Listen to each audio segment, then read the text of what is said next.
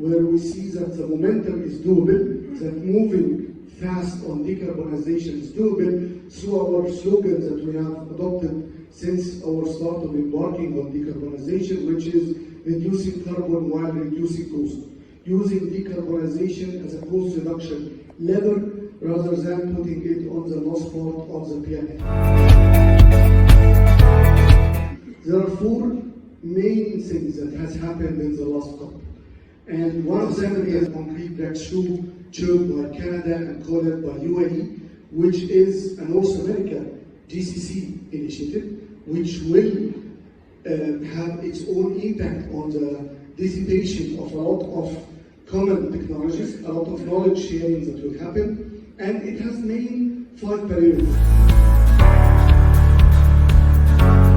So moving forward, the one thing that changed in the narrative recently is a bit lesser utilization of the net zero statement to the near zero statement. And though it's a very minor change, but it has a major impact on what companies should put in their strategies.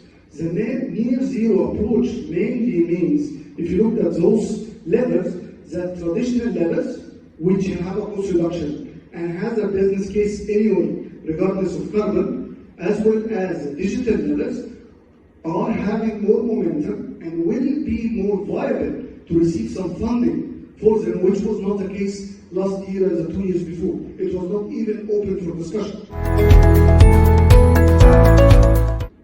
The net zero transition is quite a complex matrix. I will not go in details on that matrix, but you could see it's not a straight line.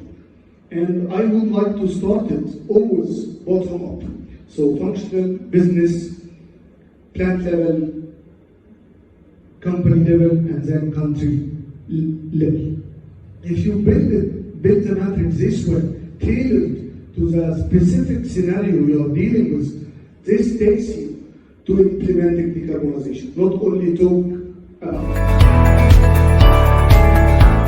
Finally, this is our detailed solution. I will not detail it more, but we are available for discussion after the presentation on the details of what's being done. And this covers everything. It covers from baselining, all inclusive to the roadmap, then the technologies itself, the investment sourcing, so we help companies to get the investment. If carbon trading is possible, we also explore that with them, and we do projects as a turnkey, so we also get into the discussion and the collaboration with our customers on an EPC approach. Last years, we have run decarbonization, different solutions and different approaches in 23 countries. Some of them are in Asia, some of them are in Europe, North America, and in Africa and GCC. And I would say that you cannot do it alone, you must have partners, and it's doable.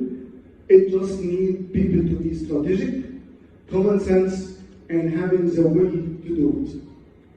Thank you very much.